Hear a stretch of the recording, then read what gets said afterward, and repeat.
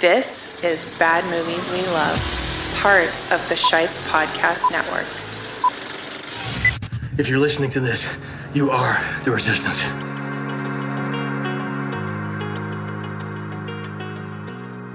Hello, Bad Movie Lovers, and welcome to a very special spotlight session here on Bad Movies We Love, where we don't just talk about the movies, we talk to the people who make them. I'm your host, Nick Scheist, and I originally put this interview together for the Scheist podcast, but I wanted to make sure that I shared it here as well so that more people who love movies have the opportunity to listen in, because it's a really insightful interview and I want to share that with you.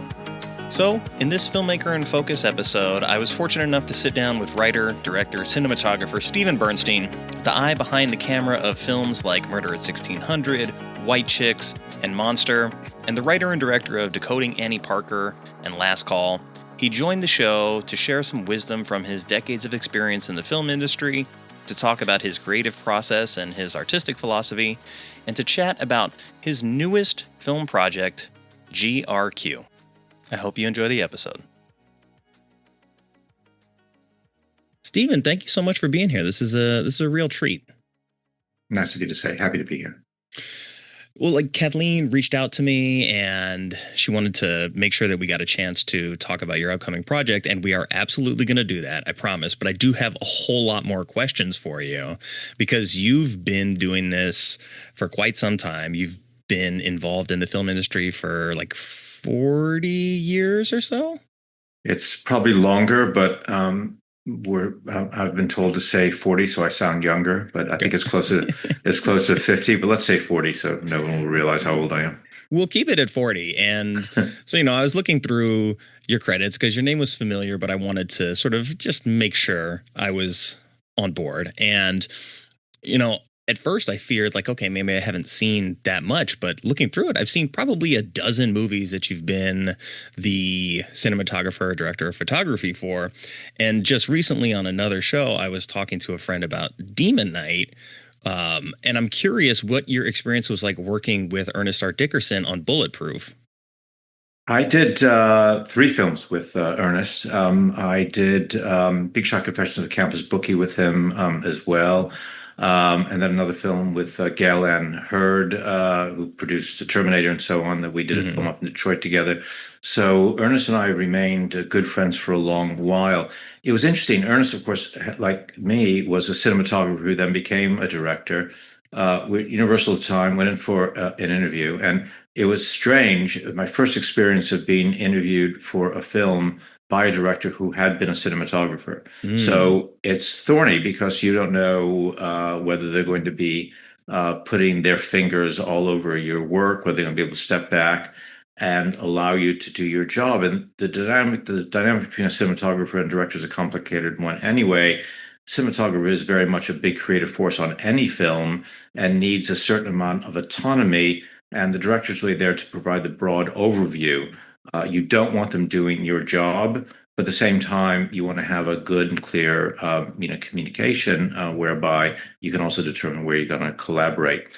Ernest and I immediately bonded. We talked about old films. We talked about Hitchcock. We talked about obscure Italian Gothic horror films. And within, I think, a half hour, he had phoned my agent. I was hired. And we were doing this big action comedy, which was a combination of huge action sequences in Bulletproof, and then comedy with, of course, Damon Wayans and Adam Sandler. And we had a great time on the production. Great time because Ernest wanted to do something that was big and grand and technically complex, and good because we shared a sense of humor, and good because the atmosphere on set was just conducive to creative expression. It was a great experience. Awesome. That's great to hear. I mean, most of what I read about him was that he is very collaborative and that he makes for a very good film environment. Speaking of that thorny relationship between the director and the cinematographer, or how it can be, you were a cinematographer for a long time before Decoding Annie Parker, and then you write and direct that, but you also have to hand off the duties of cinematography at that point. So what was it like for you sort of switching gears and now entrusting somebody else to fulfill that vision that you usually do? Nick, it's a great question, and it goes to the very heart of what filmmaking is, which is unlike virtually any other art form. It is collaborative, and collaborative in a pressure cooker because there's a lot of money involved, and you're not allowed to fail. And if you want to write a recipe for certain failure, it's the instruction that you're not allowed to fail. That's how money can become very, very pernicious. So the hiring of people becomes a very significant part of your creative process, and hiring the right people and then facilitating them after you hire them. If you hire a cinematographer and you don't allow them to creatively contribute, you become the martinet, you become the lord of all things, you become the font of all knowledge, you won't get very good work, however good the cinematographer is. So you have to have the ability to trust someone else. Sure, you provide the broad strokes, and that's what I had learned from working with other directors who I admired was they gave me some general parameters in which to work. They gave me a vision that they had, but then they let me go and run with my own individual vision and my own enthusiasms. So that's what I did in my work. And the great thing about working in the trenches as a cinematographer is you can watch directors and say, what works best for a director? What should they do? And the best thing a director could do is to facilitate others. You're not the source of all information. You don't have a singular understanding. Your unique vision is not particularly unique in saying that it has to be shared to become greater than the sum of your individual parts. So that's what I did. And everyone I hired, I say, I want you to do your best work.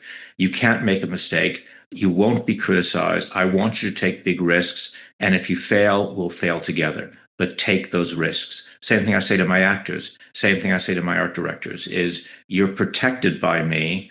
Be the best version of yourself and work without fear because that's my job is to facilitate you. So that's what I learned by being a cinematographer before becoming a director is that's what directors must do. If you crush everybody around you to serve your ego, then your project's going to fail. And the irony of all this is the youngest directors, the least experienced directors, are the ones who are most inclined not to take advice from others because they're insecure. It's the ones who've been around for a while that learn the important lesson of humility. It's a very valuable lesson, and I love to hear that that's your sort of methodology when directing because just in my own life and my own work, I always sort of dread micromanagement. It's like I want like if it's a role where someone needs to learn something, I want to teach that person so that they're capable of doing the thing. And then I don't want to have to sit there and watch over you the entire time. I just want to trust that you're good at what you do and that we can work together. So it's really nice to hear. And I'm curious, how did you get involved in telling the Annie Parker story? Because that's a story that's it's history, it's starts in the 1960s, I want to say. And, like you point out in the end credits, it's one of probably the most important scientific discoveries of the 20th century. Doesn't really seem to get talked about that much, but I know that I've seen it sort of in my own family as well and the value of that research. So how did you pick up that story? It's interesting. My career is an odd one in that I was first trained as a writer and director of the BBC, and that was my intended career path. But because music videos came along, and we were borrowing equipment from the BBC and shooting music videos on the weekends, and suddenly Duran and Tears for Fears and the Eurythmics and Paul McCartney and everybody else were doing these huge videos, huge budgets. That led to me doing commercials. And I was a long way and very quickly from where I was meant to be as a writer-director. Then I did Monster, which had some success, won an Oscar. And the producer then, Clark Peterson, said to me, Stephen, you know a lot about directing. That's why we paired you with Patty. It was Patty Jenkins' first movie. You've always been paired with first-time directors because you've got a lot of experience. Why don't you ever actually direct? I said, cinematography is so rewarding, so much fun. It's creatively satisfying. It's complex. It's very well paid. And when the project's finished, you walk away without having to worry about whether the film's successful at the box office, without dealing with studio politics, without dealing with reviews, without going the publicity trail. Why would anybody want to direct and suffer the way directors do? And the directors I knew would produce a project about every 7 years. That's how long it takes typically to put together an independent film. So if you work once every 7 years as opposed to doing 3 films a year, getting less pay and more stress, and then you get punished if your film doesn't succeed. I did a film called One Night with the King in India, which nearly got an Oscar nomination, nearly got an AFC nomination. Everyone raved about the photography. Everyone hated the movie. And so the poor filmmakers suffered for years. But all I did was got celebrated for going to India, living there for a year, and shooting on a grand epic scale with Peter O'Toole and Omar Sharif. How good is that? So right after I did Monster, Clark said, well, "Why don't you direct a film for me?" I got some money out of Canada. Find a topic that's important to you. And we've had some cancer tragically in our family. It was an issue that was important to me.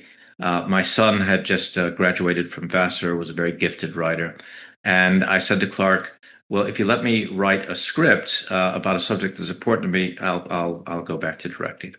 Now, I had directed a lot of theater along the way, a lot of theater, particularly in the UK. So it's not like I had lost the skill set. It's just that film was way too stressful of an occupation. The funny thing is I should have listened to myself because it's only gotten more stressful since. So we wrote the script, gave it to Clark. He loved it.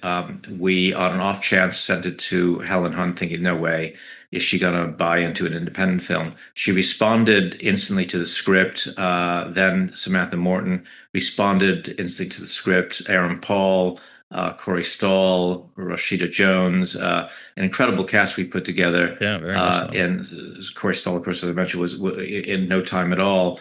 And then we made the film. It won some awards. It made a lot of money, particularly we did these independent screenings where we toured the country. 48 cities to raise money for cancer charities institutions. And we raised millions for those groups. And the film got recognized, which led to my other movie. So it was a strange journey back to directing after finding the easier path. Not to say that cinematography is easy. It's just easier. Yeah, I think what I'm taking away is that online there seems to be this notion of like director's jail. When you mess something up, you get put in director jail and you don't get to make another movie for a while. But you're saying there's not a cinematographer's jail. There probably should be. I did shoot Corky Romano and, Half Baked and White Chick. So there's kind of a jail because you go to an interview, particularly after I did Monster, where, everybody thought I was a person of substance and important art films, and that was great. But it doesn't mean that your skill set's any different. You're still lighting things in a particular way. You're still moving the camera. You're still using filters. You're still going to the DI afterwards. But after I did White Chicks, when I would go for those serious interviews, they wouldn't take me seriously because I shot White Chicks. I never understood the reasoning. Did they think that because it was a farce, I was a farcical cinematographer, or Maybe. my skill set was farcical? The same thing with Waterboy, same thing with Half Baked. After I did Half Baked, everyone wanted me to shoot every film about people smoking dope, like smoking dope cinematography as a subspecialty. And by the way, for those of you doing those sort of films, I'm available.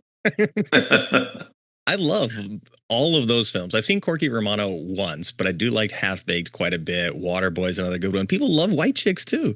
So I feel like all of those movies are like well endeared to their audience, and you're a part of that.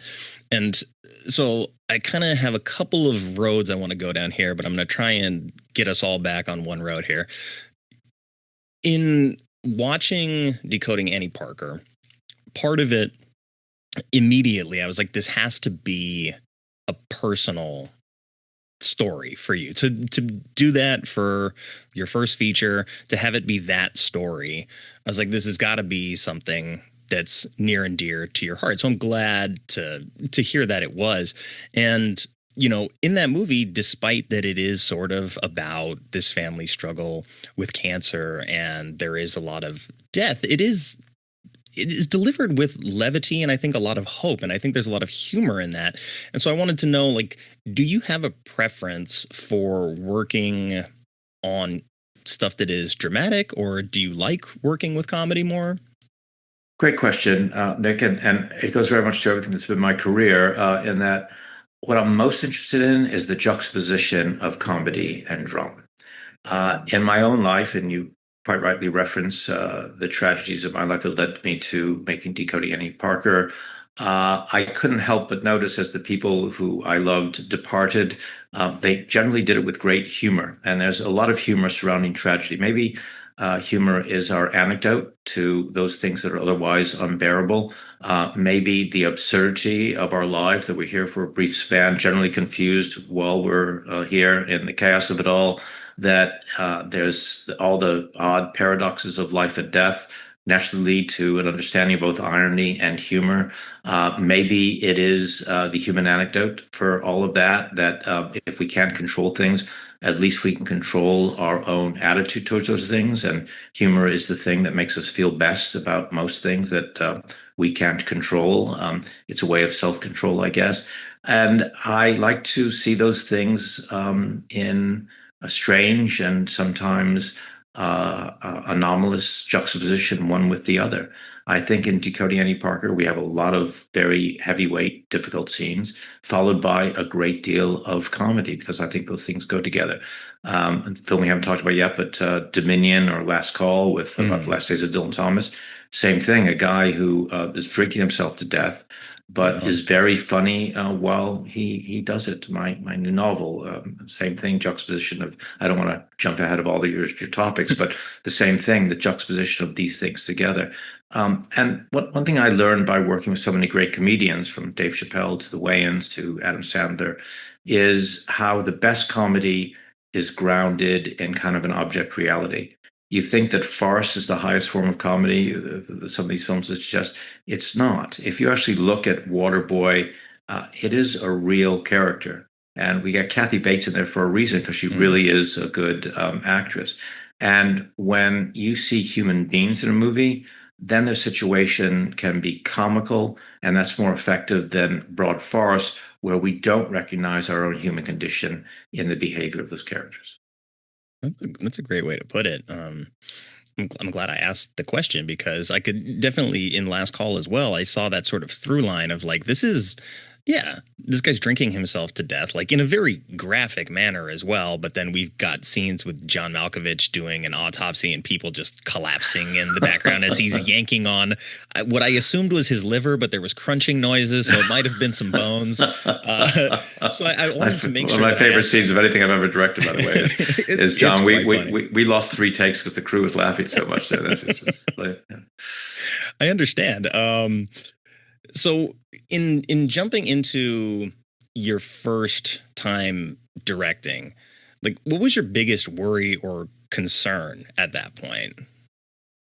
Failure. I think that it's so hard getting independent film made, raising the money, getting the cast. I mean, getting John Malkovich for an independent film was not easy. Getting Helen was not easy. Getting Samantha, not easy. You achieve all that, and then you get a crew together, and you get the money together, and then suddenly everything kind of disappears, and there's your starting line, and you're about to direct a film, be it your first film, your second film, whatever it is. And you suddenly realize that there isn't another director. There isn't some mentor who's going to intervene on your behalf. You can pray all you want, but it's unlikely there's going to be divine intervention. It's just between you and those actors and that crew, and you're about to create something from nothing, from thin air, from dust. And if you create something good, you might be celebrated, and your life might be transmortified, and everything will be good. But if you fail, you're not failing privately now. You're failing with the money of others, with famous actors, with the publicity machine standing by, with critics all around the country and around the world who are going to either eviscerate you or celebrate you or ignore you. And at that moment of actualization, when you realize, what have I done? The fear overwhelms you, and you can't escape it. You can't wake up and say, like we do with so many things, why don't we wait a week before we start? Or let's delay, or I can't make this decision. And then you're on set having to make, I think someone once said the average director makes about 1,000 to 1,500 decisions a day. That's yes or no answers. So production designers are asking you, what do you feel about this object? Cinematographer says, backlit, frontlit, what do you want to go in the shadow? The actors, the individual actors, each have notes and questions and challenges to you. And you're having to make decisions, and you're never sure, no matter how experienced you are, whether you're right. Same experience as a cinematographer. Same experience for every key member of of a production unit, we know that we're replaceable. We know we're disposable. We know that if our film doesn't succeed, another one will. We know that if we fail as a cinematographer, there's others who can be hired. So we sense every day that big existential question: is this the last time I'll work on a film set? Well, so how do you deal with self doubt and criticism? Another great question. I deal with it by admitting my vulnerability to everybody that I'm working with. Things get very lonely in a leadership capacity if you try to hide your weaknesses. So, to my mind, the best form of leadership is an obsession with honesty and openness. So, usually, the first day of every production I'm on, I say to the crew, these are the things I'm frightened of. These are, I think, my weaknesses. These are the things that might go wrong. I need your help. Please step up. I then have a methodology where I recognize contribution.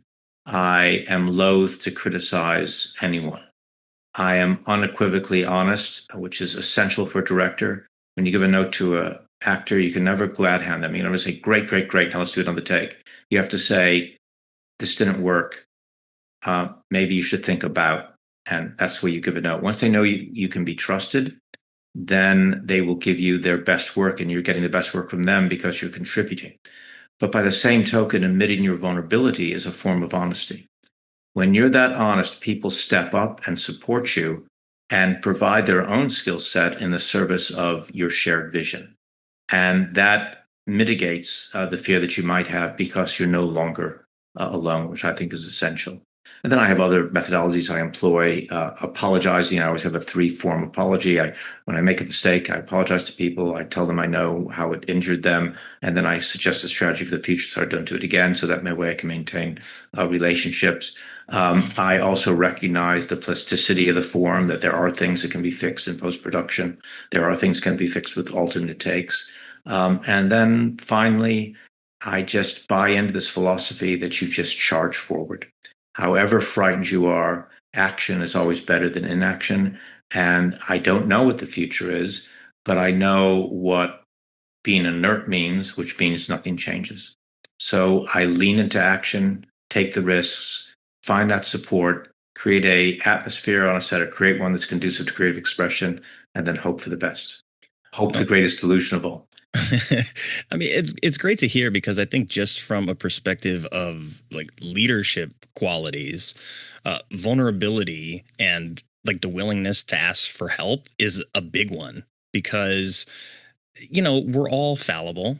So at a certain point, if you want to be trusted as the leader, I do think there is value in being like, I don't actually know everything, and being willing to sort of, especially in a collaborative work environment, to not only express that, but to then ask for help, entrust people with that. And then I think accountability is the other thing. So when you know you're in the wrong, definitely make sure that you communicate that. And it sounds like you've done that and created some really good work environments. And I'm curious what it was like working with Patty Jenkins on her first film, having it be Monster, because a lot of film conversation online, which unfortunately I probably spend way too much time there talking about movies, but a lot of that is geared towards like speculation about awards and things being awards worthy and predicting the Oscars and then complaining about the Oscars not awarding the right thing. And so, like, from your perspective, working on that film, I think that's the one Charlize wins Best Actress for. She did. Yeah. Is there a different environment? Is there some like one thing that makes that environment different or like awards worthy? Yeah, that was a unique experience. I was working on SWAT, doing the big second unit action stuff when we were landing a plane on the Second Street Bridge in Los Angeles, 3/4 model with giant cables, but still we were doing it. Squibs, 75 stuntmen. We're using Moscow lights to light most of East Los Angeles. A big wet down. Samuel Jackson, Colin Farrell, big movie. And I got a call from Clark Peterson, who I mentioned before, and their little production in Florida was in deep trouble. and they need someone to come in and kind of take the production over. They were 2 days in; they're going to start over again. Otherwise, they're going to have to shut down. And I spoke to Patty, and I spoke to Charlize on the phone, and they were very effusive and kind. Wasn't really sure who Charlize was. I had no idea who Patty was. But I read the script and I thought it was pretty damn good. And we were virtually finished with SWAT. And although I had made loads of money on SWAT and it was a lot of fun, and I had everything I wanted, 26 cameras on one stunt sequence when it blew up the LA Public Library. It it wasn't necessarily why I got into film. It wasn't necessarily that creatively satisfying. You felt like you were kind of in a wonderful factory. So I thought an independent film in Florida might be just the thing I wanted. I didn't think so after I got off the plane and it was unbelievably humid. They put me in a diabolically awful hotel, although to give Charlize credit, she was in that same diabolically awful hotel in Daytona Beach. All the stuff they had shot was unusable, scratched. The camera truck was a mess. The equipment was faulty. We really did have to start over. But then something singular was observed, which was this dedication to their vision and to quality. In Charlize and in Patty and everyone else involved, they believed absolutely in what they were doing. And that was quite a contrast with the cynicism that I experienced in the previous, say, 10 years in Hollywood, where suddenly it wasn't about how much money we can make or how we get the most bums on seats or eyes on screens, but how we create the greatest possible quality.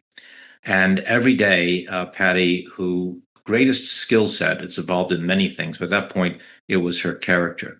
She was tough as you can imagine, but at the same time, incredibly generous, collaborative to a point, but then ultimately was determined that her vision would come through. So she would solicit advice from many sides, listen to the various options, and then make a choice and stick with that choice without equivocation. But always kind and always inspiring people to want to work for her. So just a lesson in leadership and character. I think ultimately the thing that triumphs in the film industry is character. And when you find someone who's got great character like Patty, she's going to triumph. And she created an atmosphere that was conducive to everyone doing their best work. I tell a story often about working early with Charlize, where very intuitive actress. And it was the very disturbing rape scene. And bless her, she was trying to find her mark in a night scene in 100% humidity in this thickly forested area in Florida.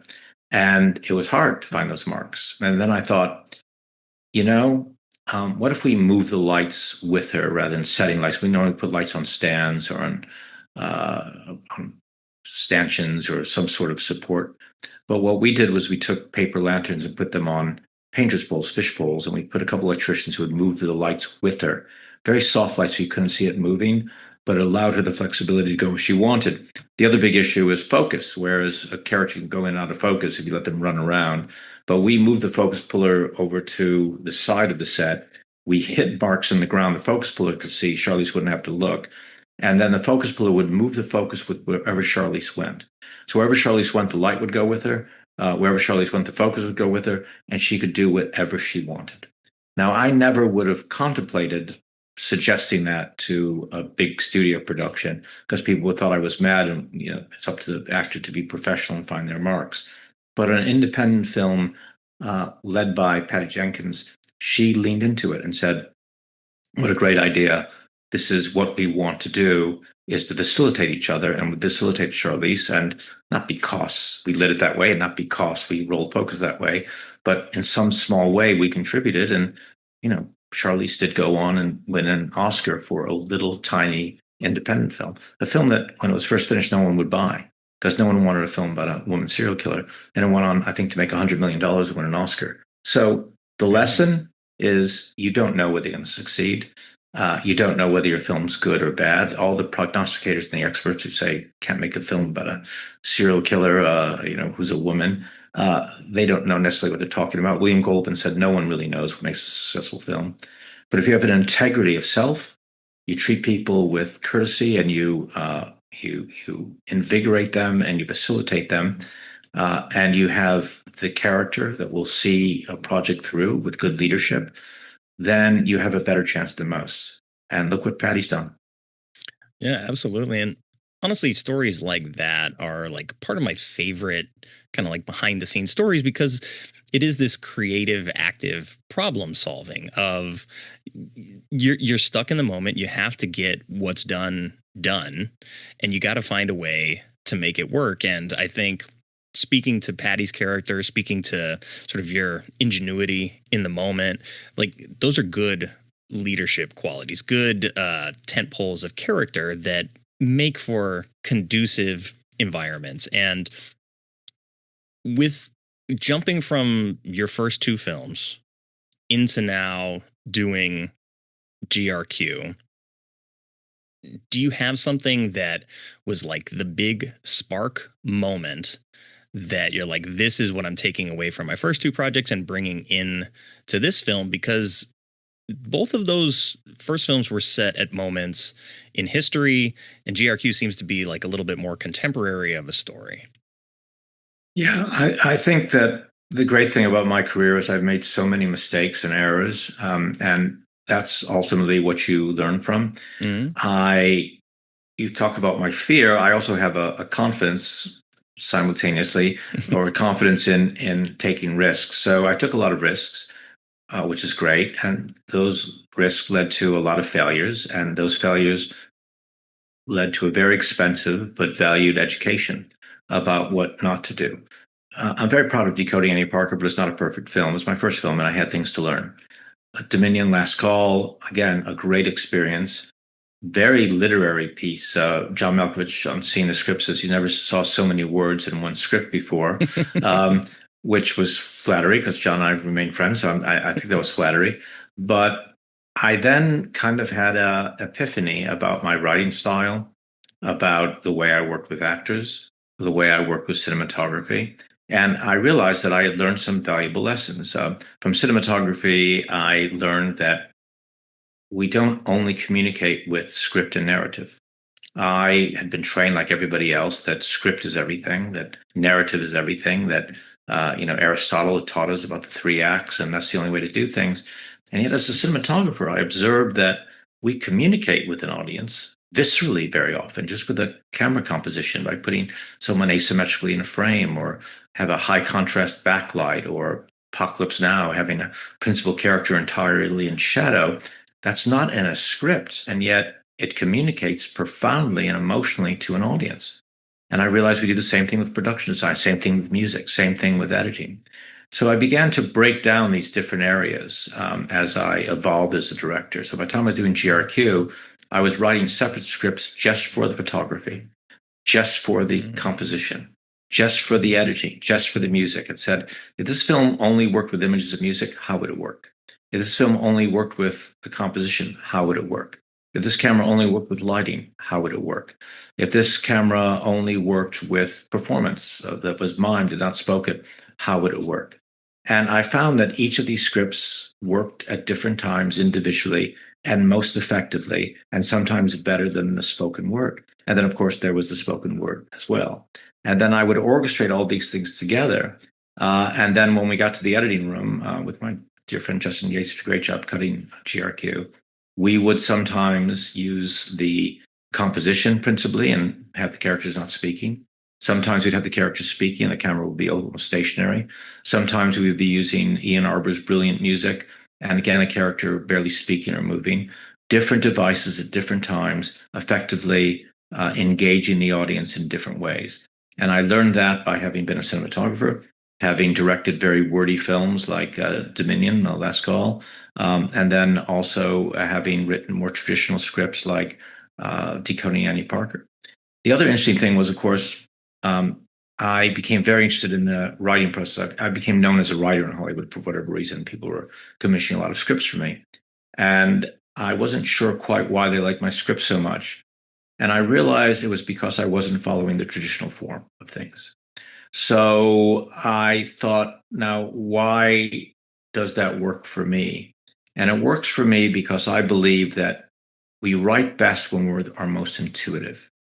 And so I will write my first draft in like a day, 2 days, 3 days, very, very quickly, with no outline, no plan, no intention, no plot, nothing. I'll just have my characters speak. And then I said, what if I don't use my computer? Why don't I do that quicker? So I stopped using my computer. I began dictating. And I would dictate very, very quickly, very, very sloppily, and write a terrible script. But then from that terrible script, I would look at it and discover much bigger ideas that had been hidden in my subconscious. It's like channeling something of which we're unaware. Joan Didion, the great novelist, said she writes to discover what she thinks. And that's what I feel about all first drafts, is I write to discover what I think. So that by the time I got to GRQ, I was writing wholly intuitively. And the novel was a stream of consciousness that was, I think, generated in about a day. I then did 20 or 30 rewrites. And then the book became the very successful book it is now. Not necessarily because I'm a great genius writer, but because I've discovered a methodology to channel something within myself. Same thing with the way I work with actors. Much more reliance now on improvisation than when I first started. Much more trust in the process of discovery between actors and myself. Same thing with my collaboration with cinematographers, that I plan in a minute detail, but I only plan so that when I'm on set, I feel the freedom to do big experiments. Knowing that those experiments fail, we can fall back to our plan.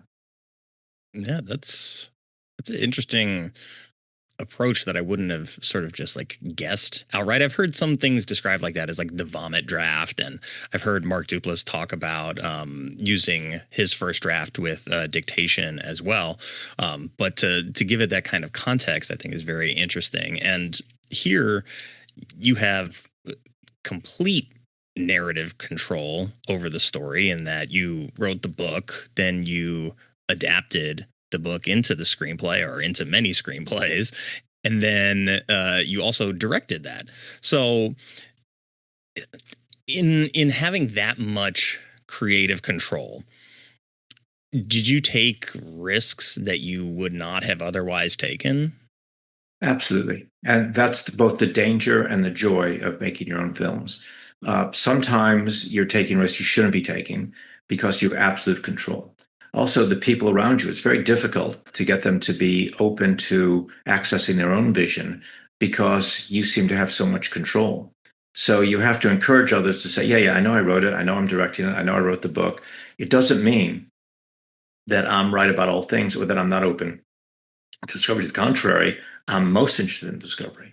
So Greg German, who plays our lead in GRQ, I would send him a lot of backstory about who this imagined character was, but I encouraged him to have his own take about who this guy was and why he would do things. And he evolved that, as did Mina Severa, who plays his wife, and she evolved her character.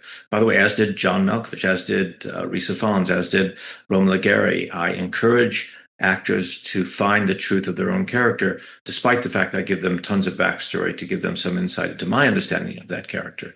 So the trick is to say to these people, I am open to that. I am open to that contribution. And it's very dangerous. When I did Dominion, it's now called Last Call, I was working with a world-class editor, Chris Gill in the UK, who was Danny Boyle's editor. And I sent him, I think Chris said it was like 250 pages of notes as to how I wanted the film edited. And Chris, great guy, great editor, very gently said to me, Stephen, I'll tell you what I'm going to do. I'm going to do the first couple of passes, and I'm not going to look at your notes. And I said, 250 pages of notes. You're not going to, you know how long it took me to write those notes, And then he said, yeah, I'm pretty much aware. He said, I looked at the first page. I think it'd be better if I didn't look at your notes. And I was thinking, okay, I got to find another editor. I don't know what I'm going to do. All those notes, and I know exactly what I want. And he did a pass, and I flew over to the UK, and I looked at the pass, and it was so much better than my notes were. And it was an entirely different movie than I had envisioned. One of the things was there were 13 scenes with John Malkovich, which he had cut out.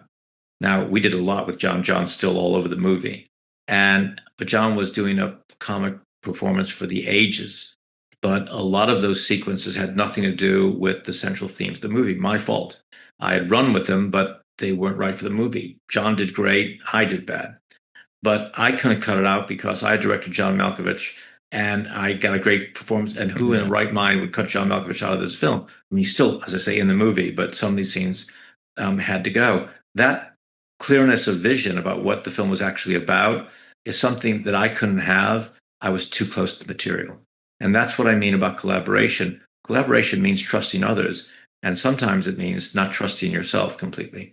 So I learned a valuable lesson. Didn't mean that I didn't give Chris, again, who I hired as one of the editors on GRQ, and Justin, who I mentioned before, tons of notes. But this time, when they ignored my notes, I was ready for it. Which, and again, doesn't mean that even after Chris ignored my notes, I didn't come back and say, no, you cut this out. I want to put it back. The last scene with John, where he's talking about his early days in medical school, we put in the end credits because we just couldn't cut out the film. It was too good of a scene. So stuff was restored, but collaboration means being open to other people challenging you, examining your ideas, determining what is best, and including only what is best rather than what is yours. Yeah, that's a very, I think, humble but also malleable way to look at things, because like you said, it is a collaborative process and you want your vision to come through. But at the end of the day, if someone has a better idea, it's ego that gets in the way of you accepting that better idea. And so for GRQ, you're creating new characters, whole story, and for Marlon in particular, being a, let's say, morally ambiguous character, you know, in in stuff like Mikey and Nikki, or in French Connection with like Popeye Doyle, these stories from the 70s where we weren't reliant on our heroes or our protagonists in the story necessarily being our heroes. Were you influenced by stories like that, and you really wanted to tell a story where the lead is not necessarily a good person? I think that it comes through also in Last Call, in that we do see, you know, Reese really just like falling apart and like kind of expressing all the reasons why he's sort of the counterpoint to why he's been venerated by these other people. We're seeing all of the dirty stuff that's going on with him. Yeah, I think that's my experience of life, in that we're subject to our own caprice and imperfections, and I'm very aware of my failures and limitations as a person, and I pass harsh personal judgment on myself. So that led me through many of the antecedents that you mentioned. I grew up watching those films of the 70s. My literature, Nabokov, I think, is another great example of the unreliable or suspect narrator. Lolita, a great example of that. John Barth, another one. I think Solinger. I think Holden Caulfield is a complex individual, not wholly heroic. But these are the characters who I find most interesting in literature. A lot of the characters from Kurt Vonnegut, or Vonnegut in particular, like that. And I'm fascinated by the unreliable or the morally ambiguous character. Thomas Aquinas, in talking about moral righteousness, said that a saint who is born a saint can't be good because they're not capable of choosing evil. I am most interested in the people capable of both good and evil, who then have to make those choices predicated on circumstance, and then making sometimes the difficult right decision, although circumstance may punish them, or making the wrong decision when circumstance will unreasonably reward them. That moral complexity is where I find the greatest interest in the examination of character.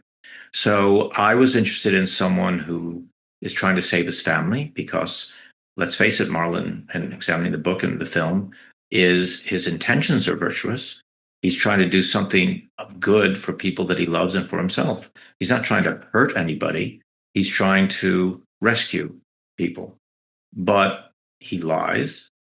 He is a bad husband in many respects. He gets himself in a world of trouble. He takes from people who can't afford to give him money. He does lots of bad things for good purpose. So how do we judge that person? And that's the big moral question that I think have examined in all my films is how do we pass judgment on others when circumstance rarely serves the virtuous? And sometimes we have to do bad things to achieve good ends, maybe. And so, do you feel like that character then is sort of like an natural evolution of your writing from your first two films? There's a through line, absolutely, that the Dylan Thomas of Last Call is closely related to Marlon. Marlon's not famous, but he also is someone who does not find the world wholly satisfying. Wouldn't it be great if we lived in a world where virtue was always rewarded, and that people who were kind, survived? There was no cancer.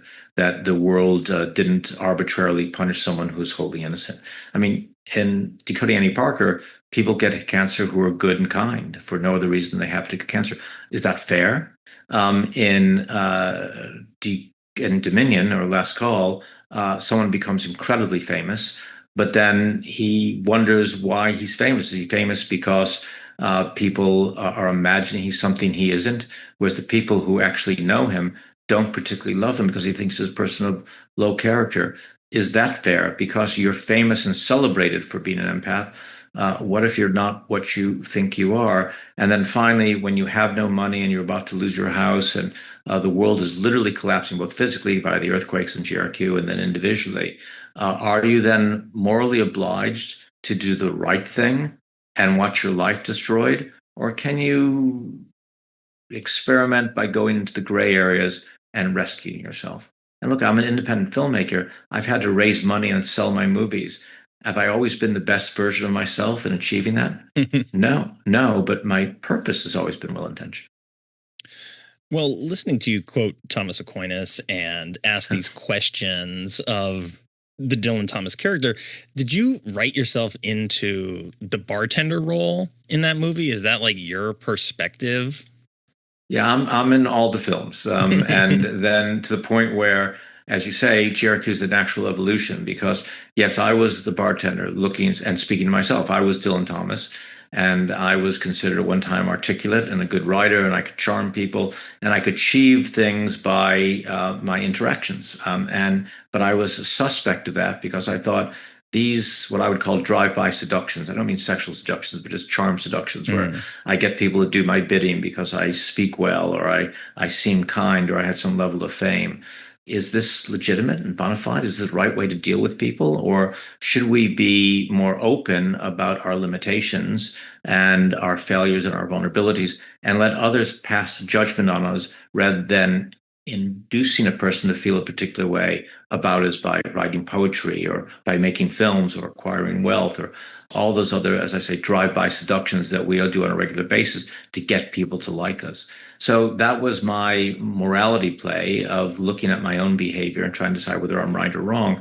And of course, by the time I make GRQ, my character actually appears in the film. So the moment they're all waiting for to make them rich is when the filmmaker Steve Bernstein announces that he's making a film called GRQ. And then Steve Bernstein comes on television, and because he's moral, because he's now evolved into a moral person, he tells the truth about cryptocurrency, which nearly ruins Marlon. But of course, I don't play Steve Bernstein. I play another character in the movie. So a lot of fun with that. It does sound a lot of fun. And just like, yeah, listening to your sort of description of breaking down those illusions, it reminded me a lot of that conversation that the Carlos character played by Rodrigo Santoro was having with Reese right at sort of the end of the film, lecturing him about these ideas that he holds of himself. And, I'm curious because I always look at satire as not necessarily like a scalpel, but I'm going to say a prism in which you can sort of shine a light on the real world and get to some real truths while also having a sense of humor about it and not necessarily coming across as like a heavy-handed lecture. So in terms of writing this story and then structuring an entire narrative around like failure and delusion instead of this big victory in the end, how do you find the way to make that compelling? They're just great questions, Nick, and important ones. Uh, I learned something very valuable about jokes, and that a joke will always, pretty much always, subvert a movie, because a joke gives a writer immediate gratification because people laugh at a joke and you're validated by saying, oh, look, they reacted. In theater, and I've done a lot of theater, you've got to be very careful with actors because suddenly they'll do some bit of shtick, sometimes by accident, and they'll get a laugh. You can be sure that the next night they're going to do it again. And the next night they're going to expand on that. Next night they're going to expand on it even more, and the laugh gets bigger and bigger. But is it right for the narrative? Does it serve the play ultimately? And very often it doesn't. So that's why we have to be careful of writing jokes that will get us the response that we think we want, but that we don't really need to make the film work. So when you're writing comedy, you've got to make sure that your characters have a foundation in the real and the genuine, and they can be comic, but they still have to be human beings. When you're writing satire, you can write something that is funny, but still has to be genuine. Otherwise, it's no longer effective or resonant ultimately with an audience. So it's a very fine balance. I mentioned before the difference between comedy and farce. Farce doesn't work as much as you would want it to. Comedy does because it stays with you. There's, you say, Richard Curtis and some more farcical films. Curtis, you always recognize his characters as real people. And then the scenes are funny, but also full of pathos because we recognize ourselves in the characters. That's the best sort of satire that can make us laugh, but still allow enough human elements within the film to let the audience recognize it as authentic and genuine. Yeah, I think there's something sort of that is a little bit disarming in when you can craft the character to be very human and there isn't an expectation of humor.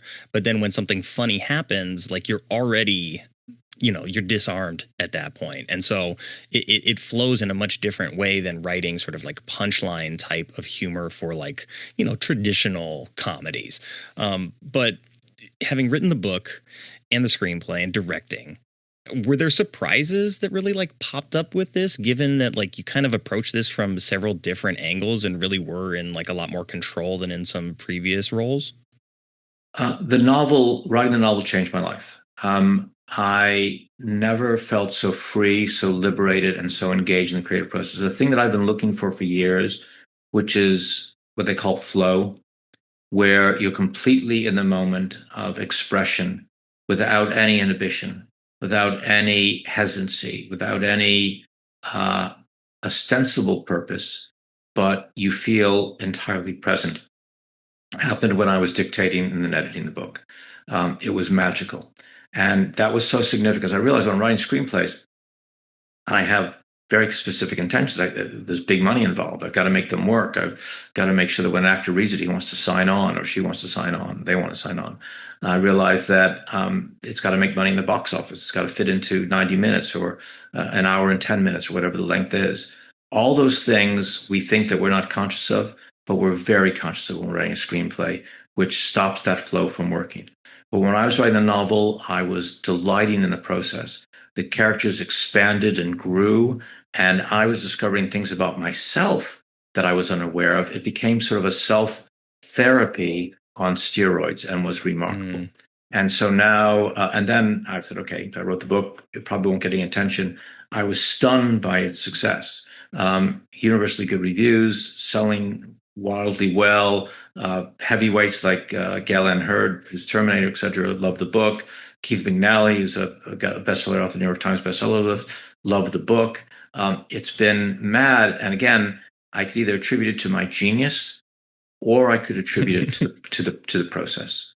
And the process is now for me a sacred one. I'm now an evangelist for it, and saying anyone can do this. Eliminate the obstacles, eliminate the formal requirements, stop reading the books about the orthodoxies, and just speak the words and discover something greater within yourself of which you are currently unaware. And then something magical occurs. At least it does for me. Now, sure, though the proper training at the BBC and the music videos and the years of shooting films and working with Patty Jenkins and Jon Favreau and all these other great directors, I'm sure that's all within my unconscious, subconscious mind as well. And I'm sure those things had to be there first to be accessed later. But something about this flow state where you're dictating without intention is very liberating, and I think led to the success of the book and I guess for the film. Film doesn't get released till later this year, beginning of next, but we'll find out. But the little sample screening we had in London was a huge success. Again, I attribute that to my new creative process rather than to anything special of me. That's great to hear. Are you super tight on the 1 hour mark, or can you go over a little bit? Happy to give you more time. Because I do want to get to talk to you a little bit more about this specific story and the timeline for when it's coming out. So we'll save a little bit of that for the end. But because you've been in the business for so long, I can't help but feel like, seeing how personal the other two films were to you, that you mentioned this as a sort of stream of consciousness novel. So when writing it and making it, a critique in the way that it is, like, are you pulling a lot of that from your own personal experience and sort of, looking in the mirror for that? No question, and that's why the stream of consciousness I think is so valued, in that the way our minds work, why we have therapy, is the things that we find hardest, we tend to suppress or we encode in different ways. We have dreams, and all dreams are is taking difficult things that we have a hard time examining and putting in a form that we can mediate it without having to directly address the issue that may be too hard to think about.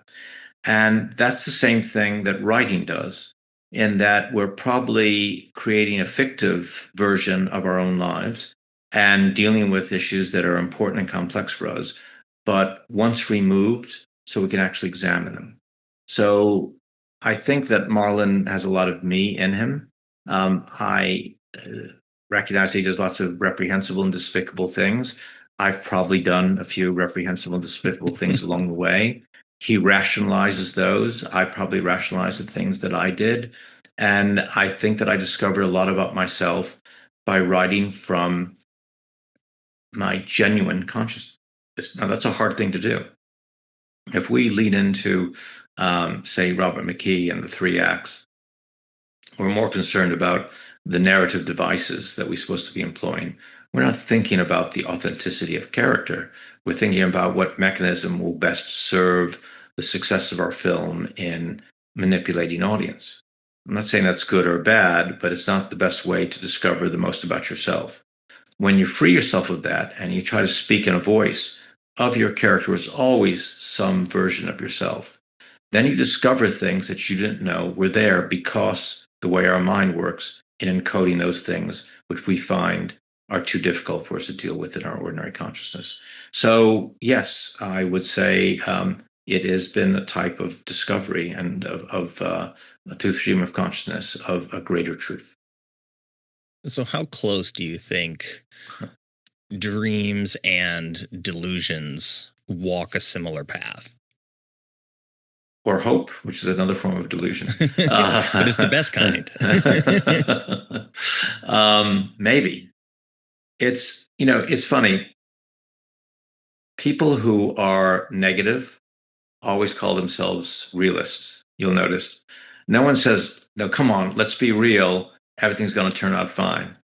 People always say, let's be real. Things aren't as good as you think they are. So it's funny that realists are always negative when most of the things that we envision happening in our lives never happen. Statistically, 90% of things we worry about never occur in our lives. So statistically, an optimist is the actual realist, because most of the time things turn out pretty well for ourselves. So the nature of delusion and hope, which I think are related to each other, is a very complex conundrum, because it's hard to say what delusion is. Everything's a delusion until it's realized. When I set out to make a movie, I may be deluding myself and thinking it's being successful. So when we began shooting Monster, I was delusional. I thought film was going to win an Oscar and do really well. And it was a delusion until it won the Oscar and did really well. So I think that all things in our consciousness exist in a fluid dynamic, that we reimagine the past, which, by the way, is rarely accurate. We don't remember things accurately. We are in the experiential, specific world at that moment, which, again, our perceptions are rarely accurate. And then we dream about the future, which is wholly delusional because it hasn't been achieved yet. But we have to pass through that process of delusion for it to be actualized. So we delude ourselves into what might occur, and then we take action to make that delusion a reality. And I don't know if there's much difference between delusion and, I said, hope.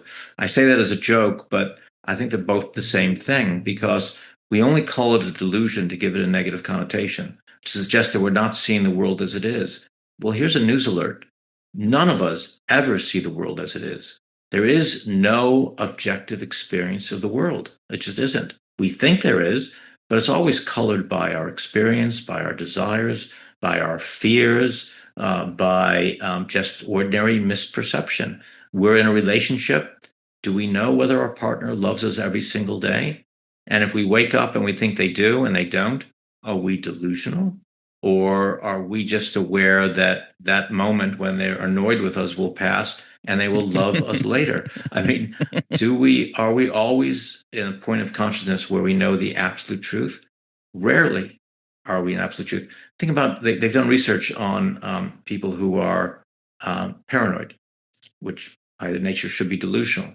And what they discover about paranoids is that about 90% of the time they're right, that the people that think don't like them don't like them. So they used to call them paranoid delusionals, but I guess we're the delusional people, and they're seeing the world as it is. So delusion is I live very much in that area. I'm not sure what is real and what isn't. I don't trust the perception of others or my own perceptions. All that I know is that I do my best to see things as objectively as I can and recognize that sometimes I'm misguided, but I will delude myself until I can alter the world so the delusion becomes my reality. I like that. I like that. You'd mentioned sort of like how our partners perceive us, and just within my own relationship, I have been telling my wife for a long time that like my motto is everything's going to be okay. Like, even if it isn't, like it just is. And she got me a marquee, like a movie theater marquee with everything is going to be okay. And it's a nice framed picture that she got me. And so it's kind of been this hopeful delusion that I hang on to, but for the most part, everything has been okay.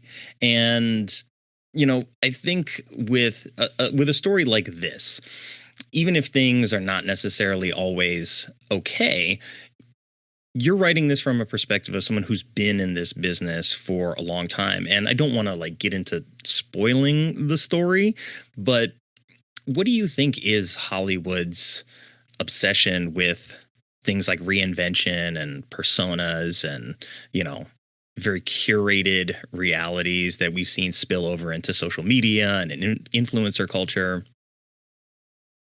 It's a difficult question. Because it's the juxtaposition of art and commerce. Mm-hmm. I mean, what do we do as filmmakers, as artists? As artists, we're meant to show people that they're not alone, give insight into the human condition, build an empathic bridge between character and audience, to say to people, there with the grace of God, go all of us. See this person suffer, they suffer as you do. You're not suffering in a vacuum. Your experience of life is the same as ours. Going to that idea of delusion, to tell everybody what you think is a delusion is in fact a reality, because other people are sharing that same experience. I think that's very important. But then, of course, films cost a lot of money to make. And for the big corporations and stockholders that own films, they're not interested, I think, necessarily in the important artistic experience of affecting audience, except to affect them to the point where they come in and buy tickets and make sure the film makes a lot of money. So if they're doing that and they find that this idea of charm, which I mentioned before, the idea of drive-by seduction, if Margot Robbie and Colin Farrell, who are in a film together, are both considered attractive and appealing and charming, they are in a way seducing us because we want to be around them. We can't be around them. We want to witness them on screen being pretty and charming and kind, and because of the good writers, saying very clever things to each other. If that makes us go and buy tickets, then the people who make those films want those people in the movie. And if by exposing us to Margot Robbie on a talk show being funny and charming and pretty makes us want to see her films even more, or exposes it to even more people who want to see her films, then those people who finance the films get to make even more money. So what happens is the characters in the films no longer serve the art, but they have a commodity value, which increases the profitability of the film. And so for filmmakers, we have this conundrum: an integrity of vision and wanting to do films that matter, while at the same time recognizing that people who give us the money to make those films want to create commodities that increase the maximum profitability and their ability to monetize their asset. So I get why we build these cults of personalities up. I get why we repeat structures. I get why we're conservative in wanting to write the same sort of scripts over and over again, because there's so much money involved, and it's good business to repeat something that's been successful in the past, but it's not good art. And ultimately, I think good art trumps all things. Very often, good art is rejected until such time as it's successful. And then everyone wants to imitate that new good art. In the mid 70s, they suddenly started making independent films, Easy Rider, films like that. Yeah. And the big studios looked at that and said, oh, hold on. You mean we don't have to spend millions of dollars? People really want smaller movies about real people? Okay, we'll do that for a while.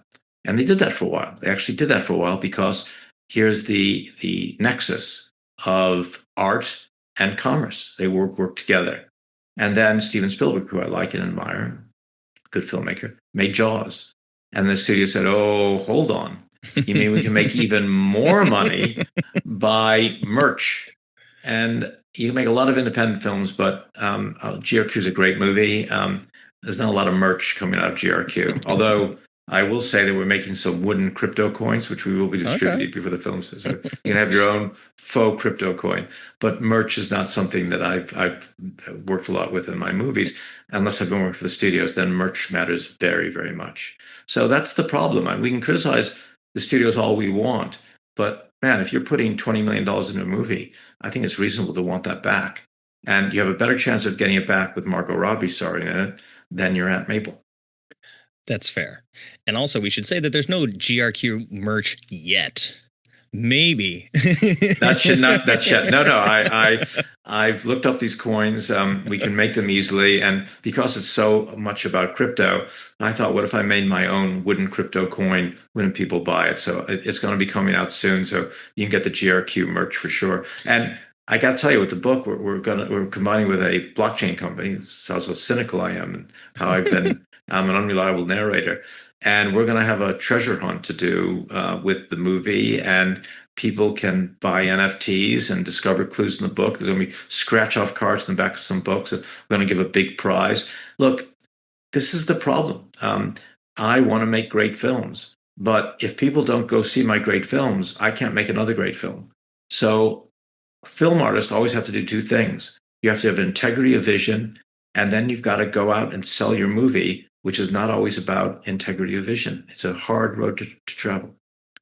Yeah. And so what stage are you at right now with the film? It's completed, right? Are you looking for distribution? Yeah, the film's complete. We had we had some test screenings, and the scores were fortunately very, very high. We released the book first to build the audience for that. We're going to do this treasure hunt with Sonic, the blockchain company.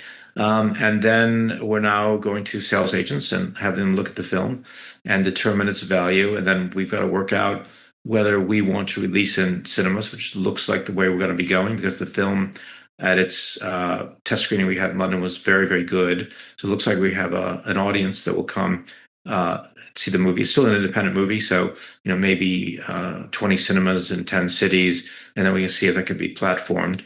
And then after that, what we do we call a backstop deal, where we go to a big streaming service, and then that gets released at the same time. The blockchain releases their promotion.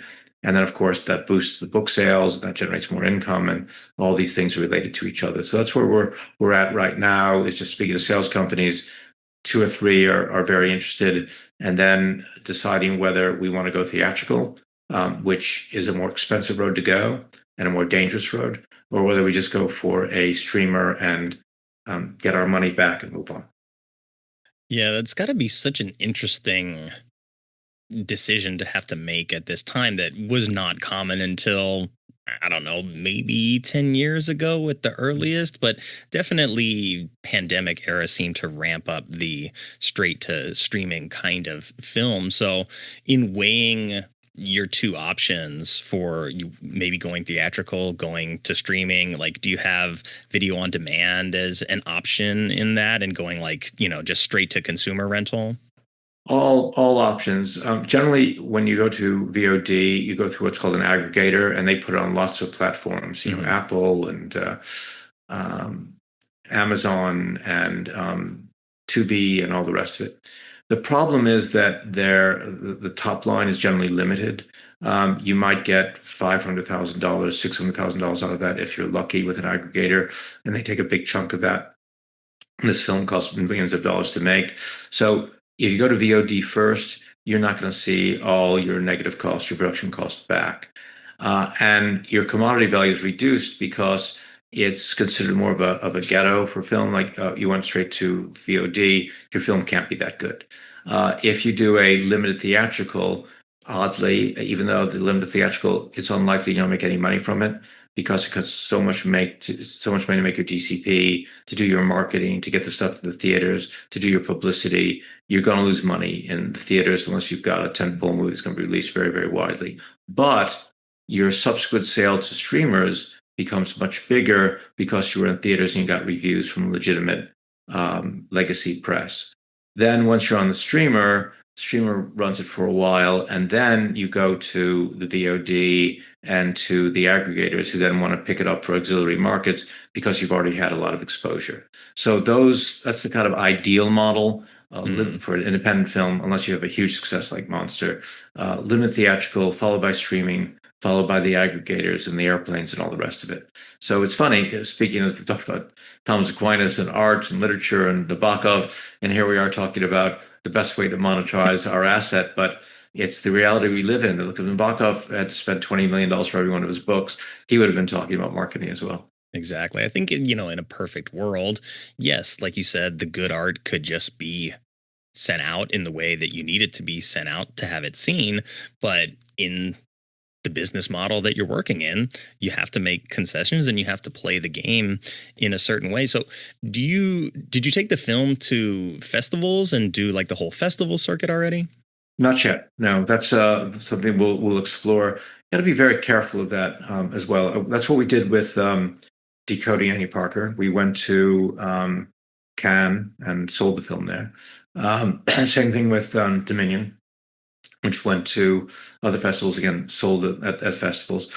But there's so many festivals now. There's only, in my opinion, maybe 24 that matter, and maybe only 6 that really, really matter. So that would be Cannes, Berlin, Venice, Telluride, Sundance, Toronto, South by Southwest, and I guess Tribeca. There's other festivals that are really cool. And we had great success in Seattle and others. But if you want a big sale, you're going to have to sell at one of those festivals. So really it's a matter of timing. We're now past Cannes. Toronto is past as well. That's the September festival. In fact, we just finished, whatever. I think it was earlier this year. So really it would be the beginning of next year when you've got Sundance followed by Berlin, followed by Cannes. So it's a matter of whether we want to wait for those festivals or whether we actually want to release the film this year, in which case we would bypass the festivals and go direct to distributor. That's cool. The guy who runs the Catalina Festival is a friend of the family, and I've always wanted to get him on the show so I could just pick his brain about the whole like festival business. And we just haven't been able to make it line up. But I know that it's coming up soon, so I should probably reach out to him and be like, "What are you doing in September? Let's talk about this." Festivals But are fun, by the way. Whether you sell your film there or not, if you want to have a good time, go to a film festival. It's just you meet other filmmakers, you meet audiences, you get big rounds of applause, you get positive reinforcement, and you meet other filmmakers who experience the same things you've experienced. So Sundance is always fun. We had the most fun at the Hamptons Film Festival, which is one of our favorite festivals. Just great places to go. awesome. I think the question that a lot of filmmakers get asked is sort of like, what advice do you have for young aspiring filmmakers? And I want to ask a version of that question, but I want to frame it just a little differently and ask you, like, what advice would you give to your younger self at the start of your filmmaking journey? Same advice your wife put on that marquee. It's going to be okay. We make our lives more dramatic than they need to be. We think that every job is the job. We think that every failure is going to destroy us. We think every success is going to make us richer than God. None of the things are going to happen. Life is incremental, unpredictable, and ultimately something that merely has to be survived for something more substantive to come along. So I would say, Stephen, relax. It's going to be okay. When you went through this process, you talked about it being this like brand new format that you're always going to use from now on. And is this something that you've expressed to other writers or creatives about this process and the value that you took from it? Yeah, I'm a big fan of giving back. It makes me feel good. I studied Buddhism, oddly, for a while, and the Buddhists teach that only do things for other people, and don't try to measure what that's going to do for yourself. Inevitably, it does something for yourself, but focus first on doing for others. And it's a great philosophy of life. So I've got a thing on Instagram, Stephen Bernstein, director, writer, 100 something 20,000 people follow me, and then every day I curate something, or I speak as I'm speaking now about these big issues, about creative process, about filmmaking, about writing, about working with actors, about the integrity of vision, about self-integrity, about learning to apologize. Something of value every single day, and I put it out there. Then we've got a podcast called Filmmaker and Fans. Same idea, with Vince Grimes, used to be the creative director of Google. So I just figure that getting these messages out are of value, and ultimately serves me as it serves others. If that obliquely answers your question. No, I think it answers it very well. And I didn't see until you emailed me in the signature that you had the podcast, because had I known, I probably would have listened to, at least a handful of episodes to hear how you presented yourself in those. But I'm going to check it out afterwards. Thank you. How do you, I guess, wrap your mind around, firstly, the concept of an idea, and then what format that idea should take on? Is that supposed to be a book? Is it supposed to be a film? Is it supposed to be both? Do you do a short maybe and then develop it from that? It's difficult because I think where a lot of people go wrong is they don't recognize that form is as important as content. And every bit of art finds its ideal form, which is why I think it's usually a mistake to adapt something that wasn't specifically written for film to film. So Shakespeare is a huge source of inspiration for me, but I'm more interested in seeing Shakespeare on stage than I am on film. Shakespeare is great, not because of his stories. By the way, his stories sometimes, frankly, are pretty lame. His examination of character is never lame and always profound. So if you're just taking the story from Shakespeare and changing the language, you're kind of throwing away most of Shakespeare, just relying on the story. Because of this obsession we all have with the story, we become a little bit misguided. For me, the reason GRQ works so well as this fragmentary examination of consciousness is because it's about someone who has a fragmentary consciousness and the way they relate to the world, like my own. So that ideal form is the form that I made the film in and the form that I wrote the book in, which is these little episodes that seem unrelated, but by the time you get to the end of the film, you see that they're all, or the end of the book, you see that they're all tied together. And the same thing with the theater pieces I'm doing. I'm doing a one-man show called Creative Differences, where I play 7 different characters who are on stage at the same time, 7 different versions of myself, and it's about the making of GRQ. Interesting, but also about the making of my other films, also about white chicks, also about novel writing, also about creative process, also about going to film festivals. All these things together. Why am I doing a one-man show?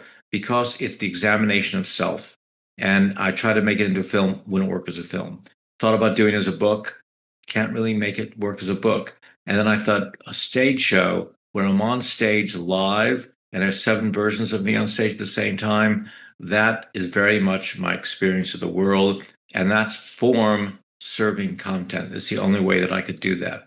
You know, when Rothko does a painting and it's got 3 colors on a canvas, Rothko's probably not thinking, I wonder if I could make this into a movie. Rothko's not thinking about what music goes with it. Rothko was painting because for him and the expression of that idea, it's found its ideal form. When I am doing that one-man show about my nature, I have to be on stage because I am seducing the audience. I'm talking to them about one of the first things I say to the audience is, I want you to like me. And that's me speaking the world. If I do that in a film, it's considered a contrivance, setting something up for a payoff later. When I do it on stage, it's me speaking to a live audience, us relating to each other. And so it's finding its ideal form. For all artists, the trick is don't think that because you're a filmmaker, you should necessarily be making films, or because you're a novelist, you should be making novels. If you have an idea, think what form best serves that idea and lean into that form. Doing a one person stage show seems both cathartic and intimidating at the same time, playing 7 versions of yourself. So number one, how do you even squeeze in time to be doing that? And I would say number 2, like, did you sort of discover that you wanted to do the stage show from a place in your life where like you found the value in catharsis, or was this sort of like a natural evolution of working with all these other different mediums of storytelling? Good question. I have no idea. I don't know where these things. I'm obsessed with working because my work is my growth. When I'm writing, I'm growing. I'm evolving as a person. I get excited by ideas very, very quickly. I suddenly thought, this is something I really want to express. Do people know what goes into making a film? One of the reasons I enjoy these podcasts and the reason I'm enjoying speaking to you today is by talking about it, you're forcing me to examine my notional understanding of my own life. If you didn't ask these questions, I wouldn't be thinking about them. In writing the one-man show, I have to think about what my creative process is. This idea of seduction is so central to all my thinking. The idea that we cause people to like us. Is that an honest process or a dishonest process? And why does it matter whether people like us or not so very much? And if they do like us, are they liking our genuine selves? Or are we presenting a contrived self so that we can make sure they like us? And if we present a contrived self and they do like the contrived self, is there any satisfaction left for us because they're liking someone who isn't us anyway? That's what Dylan Thomas is going on about in Last Call, but and what GRQ is partially about, and what Decoding Annie Parker is partially about the genuine self. And what is the genuine self, and how do we discover it? And I don't know if we do. You mentioned delusion a few times. I'm obsessed with this idea of what is delusion and what isn't, and what is self and what isn't, and what is the genuine connection relationship and what isn't. So I think that I just naturally fell into this idea that here's the idea that at my core, what's real? What is the real Stephen? And then I thought, well, the novel kind of served that, and the film kind of served that. But if I really want to be genuine, maybe it just needs to be me. on stage in front of an audience. Then, kind of like my process of writing, stripping away the computer and the narrative and the rules of composition and all the rest gone. If I take away all the accoutrements and all the mechanisms of filmmaking and novel writing and me hiding behind these pseudo versions of myself and just stand naked. Don't worry, I won't be naked, but just stand spiritually and intellectually naked in front of an audience and say, here's what I do. Here's how I live my life. What do you think? That process will be fascinating. And I call it process because whatever my notions are going in, I'm sure once I'm on stage and watch people react to me, will be entirely different than what I imagine it will be. And it will probably be another opportunity for growth. Yeah, it's very raw and exposed. And had you done acting before this? I've done lots of bad acting. I'm a terrible, terrible actor. So I know that I can act badly. This idea of badly is important. I always say to my writing students who I mentor, write badly. It's not hard to do things badly. So do it badly, and then you'll do it. Once you do it, you can fix it. Awesome. I think that's a great approach because like once you get the bad one out, then you know that that's the bad one, and you work on making that one better. Exactly. So when does the show start? When does your one-man show start? Well, we hope to shoot it next month. I don't know whether that's going to happen because I've got some other commitments to write for someone else that I've got to do in October. So we're hoping to squeeze it in before then. My partner thinks I'm out of my mind. I've written, I think, 12, 13, 14 versions of the script. Tom Walker, who's one of my actors from GRQ, has agreed to direct it. He's a very funny British comedian and political commentator.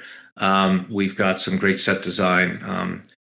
We've got a puppeteer because my partner's going to appear as a 30-foot height puppet on the stage play, who's going to be constantly monitoring and listening, as she is now, about what I'm doing or not doing. So, and it's expanding. At some point, a producer, is going to say to me, Stephen, end of the road. You're done now. We're gonna make it. We're gonna go on stage, and you're gonna succeed or fail. But remember, while we're editing, means we're not doing, which means I can avoid the humiliation and inevitable failure of that show.